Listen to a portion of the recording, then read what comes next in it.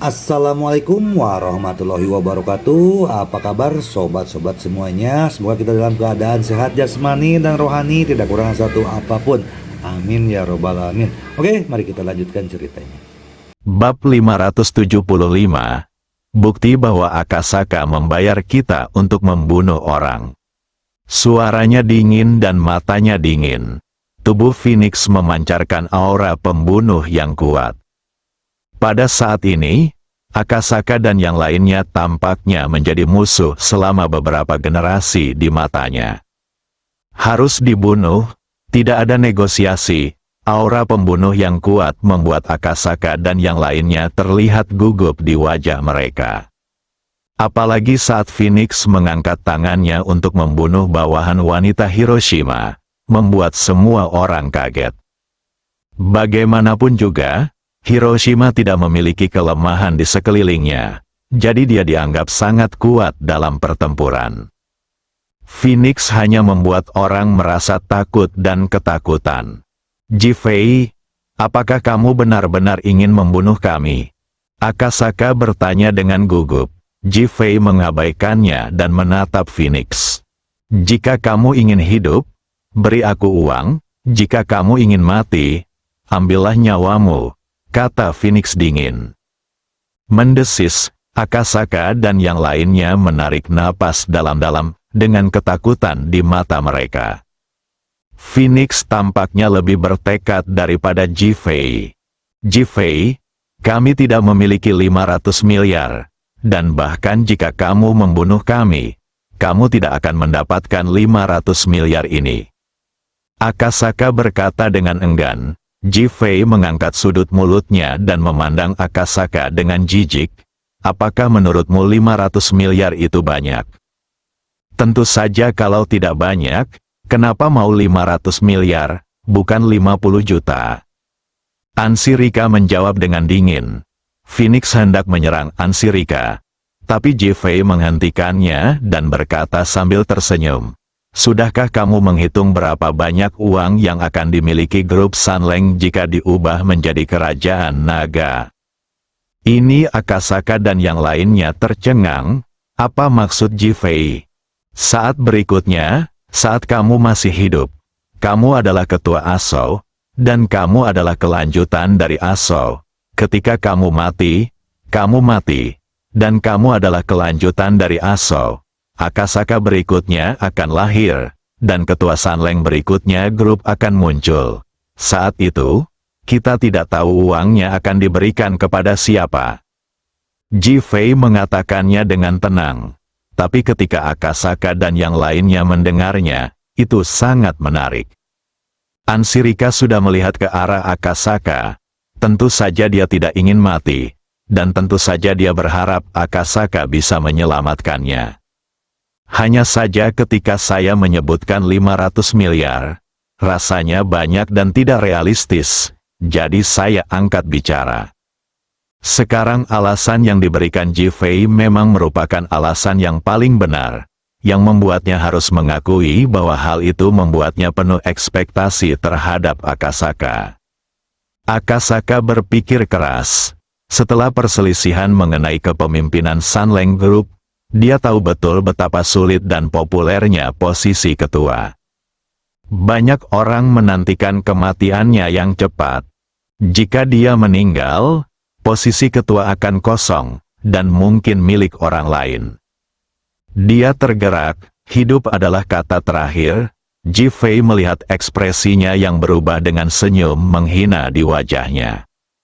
Tidak ada orang yang tidak serakah, apalagi saat dihadapkan pada hidup dan mati. Akasaka-kun, tolong selamatkan kami, ninja lain yang hadir mau tidak mau memohon. Ekspresi Akasaka mulai berubah drastis. Ji-Fei, bisakah lebih sedikit? Tidak bisa. Ji-Fei menolak pertanyaan Akasaka tanpa memikirkannya. Ji-Fei, jika kamu menginginkan begitu banyak uang, aku khawatir kamu tidak akan mendapatkan apa-apa. Akasaka berkata dengan enggan lagi.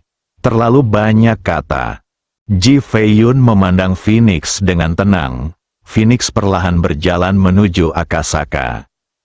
"Kamu, apa yang akan kamu lakukan?" Akasaka bertanya dengan gugup. Patah, Phoenix sangat lugas. Hanya mengangkat tangannya dan menamparnya, itulah yang dia lakukan. "Ah!" Akasaka berteriak ngeri di wajahnya. Saat berikutnya, Phoenix telah tiba di depan Ansirika. Ansirika hendak menghindar, tapi Phoenix sudah mengangkat tangannya dan menamparnya dengan keras. "Kamu terlalu banyak bicara." Dua tamparan, ruangan menjadi sunyi. Semua orang merasa ngeri dan saling memandang. Akasaka menutupi wajahnya yang berdarah di sudut mulutnya, dengan ketakutan dan ketakutan di matanya. "Apakah kamu sudah memikirkannya?" Ji-Fei bertanya dengan tenang lagi. Akasaka menatap Ji-Fei lagi. Pikiran untuk tawar-menawar tidak lagi ada di matanya, dan dia segera mengangguk. "Pikirkan. Kalau begitu berikan aku uangnya." Ji-Fei mengangkat tangannya dan melihat ke arah waktu, sepertinya sangat tidak puas dengan buang-buang waktu. Hal ini membuat Akasaka semakin gugup, tetapi dia tidak bergerak. Ji-Fei mengerutkan kening. "Kamu tidak mau memberikannya?" "Ji-Fei, aku bisa memberimu 500 miliar, tapi bisakah kamu melakukan sesuatu untukku?" "Ingin menegosiasikan persyaratan? Anda harus membayar lebih." "Baiklah, saya bersedia menambah uang, asalkan Anda setuju." Akasaka mengangguk senang. "Katakan padaku, ada apa?" Ji-Fei sepertinya tiba-tiba tertarik.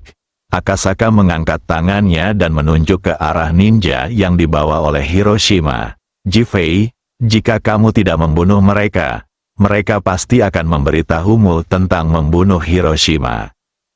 Ledakan, ninja yang awalnya memohon pada Akasaka, berharap untuk menyelamatkan mereka bersama, sepertinya disambar petir. Mata itu ketakutan, penuh ketakutan. Ji-Fei memandang Akasaka dan tersenyum dalam hatinya. "Akasaka, aku tidak membunuh Hiroshima sekarang." Akasaka menutupi wajahnya dan mengangkat tangannya untuk menunjuk ke Hiroshima di tanah. "Dia sudah mati. Jika orang-orang ini kembali, mereka pasti akan memberitahumu tentang membunuh Hiroshima, dan itu pasti akan berdampak besar padamu." Ketika Akasaka melihat Hiroshima tidak bergerak, dia bersikeras bahwa dia sudah mati dan ingin menculik Ji-Fei. Ji-Fei menggelengkan kepalanya. "Akasaka, orang-orang ini hanya akan membencimu karena kamu tidak menyelamatkan mereka." "Ji-Fei, jika kamu ingin uang, lakukan saja. Jika kamu tidak ingin uang, lupakan saja. Semua orang akan mati." Melihat Ji-Fei masih menolak untuk setuju, Akasaka tidak punya jalan keluar, jadi dia hanya mengambil sikap mati bersama. Oh, pada saat ini, Ji-Fei tiba-tiba terkekeh. "Akasaka, aku bisa memenuhi permintaanmu, tapi kamu harus memberiku tambahan 100 miliar. Ji-Fei mengubah keputusannya. Akasaka merasa tiba-tiba, tapi dia tidak memikirkannya. "Tidak masalah. Setuju secara langsung. Bayar uangnya dan aku akan membunuh." Para ninja di tempat kejadian mundur satu demi satu, dengan ekspresi gugup di wajah mereka. "Kamu membunuh dulu, dan aku akan memberimu uang nanti." Akasaka memandang Ji-Fei dengan nada tegas. Ji-Fei melirik Phoenix, yang sudah melihat keluar. Phoenix maju selangkah dan memandang semua orang yang hadir. "Apakah kalian semua siap? Apakah kamu benar-benar ingin membunuh kami demi Akasaka?" Salah satu ninja bertanya dengan ngeri. "Apa katamu?" Begitu Feng Huang selesai berbicara, orang-orang melangkah maju. Klik, ada suara nyaring di leher. "Ah!" Ninja itu berteriak. Lalu tubuhnya miring, dan dia mati. Pembunuhan sekali tembak lagi, mendesis. Semua orang di tempat kejadian tersentak dan memandang Feng Huang dengan ketakutan di mata mereka. Berkumpul, seseorang berteriak, dan seketika sekelompok orang bergegas mendekat dan mengepung Phoenix. Phoenix tidak berbicara sama sekali, dan tidak ada gerakan rumit. Tubuhnya seperti gasing yang berputar cepat di depan semua orang. Setelah beberapa saat, sebuah pukulan keluar dan seseorang jatuh ke tanah. Setelah beberapa saat, dia diusir dan seorang pria meninggal. Dalam sekejap mata, hanya Akasaka, Anzai Rika dan Oda Miki yang tersisa. Ji Fei memandang ketiga orang itu. Akasaka, apakah kamu ingin membunuh mereka berdua juga? Ansi Rika segera menggelengkan kepalanya dan memohon. Akasaka-kun, jangan bunuh aku. Oda Miki tidak berbicara, tapi matanya menunjukkan kegugupan. Namun, dia hanya berpura-pura gugup, mengetahui bahwa Ji Fei tidak akan membunuhnya. Akasaka menatap mata Ji Fei, dan hatinya bergetar saat melihat ketidakpeduliannya. Matanya menyapu wajah kedua orang itu. Dia, jangan bunuh mereka. Panggilan, Ansi Rika menghela nafas panjang, merasa seperti selamat dari bencana. Kalau begitu berikan aku uangnya. Ji Fei segera mengulurkan tangannya. Akasaka mengangguk cepat dan memanggil seseorang untuk segera mentransfer uang. Setelah uangnya tiba, Ji Fei melihat ke arah Phoenix, bawa pergi kedua wanita ini sebagai bukti bahwa Akasaka membayar kita untuk mempekerjakan kita untuk membunuh orang. Akasaka, bab 576 bukti bahwa Akasaka membayar kita untuk membunuh orang. Ji Fei mengajak ketiga wanita itu keluar untuk waktu yang lama sebelum Akasaka duduk di tanah. Dia sepertinya telah dikosongkan dari tubuhnya, dan terlebih lagi seolah-olah Ji Fei telah meminum semua darahnya. Ji Fei meminta uang, yang membuatnya sangat tertekan. Namun dia tidak berani untuk tidak memberikannya, karena dia tahu akibat jika tidak memberikannya. Pada saat ini, dia tiba-tiba merasa bahwa menjadi musuh Ji Fei adalah hal yang sangat bodoh, bahkan hal yang sangat bodoh. Kenapa dia harus menjadi musuh Ji Fei? Apakah dia punya modal untuk menjadi musuh Ji Fei? Sekarang dia tidak hanya kehilangan banyak uang, tetapi dia juga menyinggung para ninja. Untungnya Ji Fei membunuh semua ninja. Kalau tidak, dia tidak akan tahu bagaimana cara kembali. Karena nasibnya tidak bisa dihadapi apalagi dibayangkan. Melihat mayat di dalam ruangan, kulit kepala saya terasa mati rasa. Akhirnya, dia tidak punya pilihan selain meminta bantuan Zhou Fenghua. Ketika Zhou Fenghua mendengar berita itu, dia menjadi marah lagi dan meraung lagi ingin membunuh orang. Hanya tidak ada yang berhasil. Akhirnya, dia mengatur agar Wulong menangani masalah ini. Setelah Wulong mendengarnya, dia segera mengirim pesan ke Ji Fei untuk memberitahunya. Ji Fei memutar matanya dan mengirim pesan ke Wulong, memintanya untuk meninggalkan Hiroshima sendirian dan tidak menghadapinya. Wulong setuju. Di dalam mobil, bagaimana cara menghadapi kedua wanita ini? Feng Huang memandang Ji Fei dan bertanya dengan suara dingin. Nadanya mengandung gagasan ingin membunuh secara langsung. Kedua wanita itu terkejut dan menatap Ji Fei, terutama Rika Anzai yang paling gugup. Tuan Ji, saya bersedia melayani Anda. Ansi Rika bahkan mengganti gelarnya. Oh, Ji Fei tertawa kecil. Ansi Rika, menurutku akan lebih nyaman jika kamu memanggilku Ji Fei. Nadanya menggoda dan penuh penghinaan. Wajah Ansi Rika penuh dengan kepahitan, dan dia sangat gugup hingga hampir menangis. Disebut Ji Fei, saya tidak berani memberinya keberanian lagi. Siapa ini? Sekarang inilah orang yang dapat menentukan hidup atau matinya. Tuan Ji, tindakan saya di masa lalu semuanya salah. Mohon maafkan saya.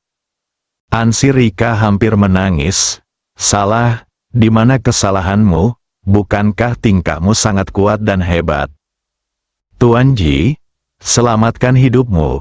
Ansi Rika segera turun dari tempat duduknya, berlutut di depan Ji Fei dan mulai memohon ampun. Ji Fei mengabaikannya. Aku merasa senang kamu sudah mati. Ji Fei melanjutkan tanpa emosi. Hati seorang Sili tiba-tiba tenggelam. Ekspresi memohon di wajahnya menjadi semakin kuat. Aku akan mencari tempat nanti, memarkir mobil dan menangani kedua wanita ini. Phoenix berkata dengan suara dingin.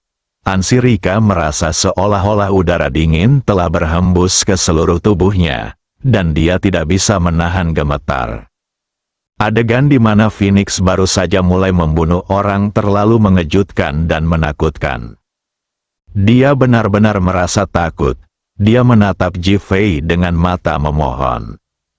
Oda Miki tidak pernah berbicara, dan perilakunya terhadap Ji Fei juga sangat berbeda. Dulu, Ji Fei tidak begitu kejam.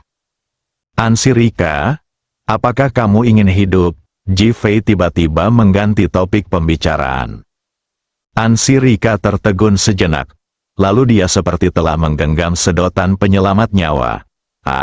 Aku benar-benar ingin hidup. Menghidupkan kembali harapan, dipenuhi kerinduan. Ji Fei tersenyum dan berkata, aku bisa membiarkanmu hidup, dan aku juga bisa membiarkanmu hidup dengan bermartabat. Mendesis, Ansi Rika mengira dia salah dengar dan menatap Ji Fei lama sekali, tidak tahu harus berkata apa. Feng Huang juga mengerutkan kening, bertanya-tanya drama apa yang dinyanyikan Ji Fei. Tuan Ji, jika Anda mengizinkan saya hidup, saya bersedia menjadi anjing Anda, anjing yang akhirnya memiliki tuannya. Ansi Rika berkata langsung. Ji Fei mengangguk. Karena kamu adalah anjing yang memenuhi syarat, maka aku setuju untuk tidak membiarkanmu mati, tetapi juga membiarkanmu hidup bahagia. Ansi Rika mengangguk, selama kamu mengatakannya, aku akan melakukannya. Ansi Rika menyatakan pendiriannya lagi. Aku akan membiarkanmu melanjutkan keterampilan seni bela dirimu. Apa? Ketiga wanita di dalam mobil itu semuanya berteriak. Mereka semua memandang Ji Fei, mengira mereka salah dengar. Saya juga akan membiarkan Anda menjadi ketua grup Sanleng. Ji Fei melanjutkan. Ansi Rika sangat bodoh, hingga dia lupa berbicara. Dia tertegun, sangat terkejut, dan tidak tahu harus berkata apa. Feng Huang menghentikan mobilnya dan memandang Ji Fei, bertanya-tanya mengapa dia melakukan ini.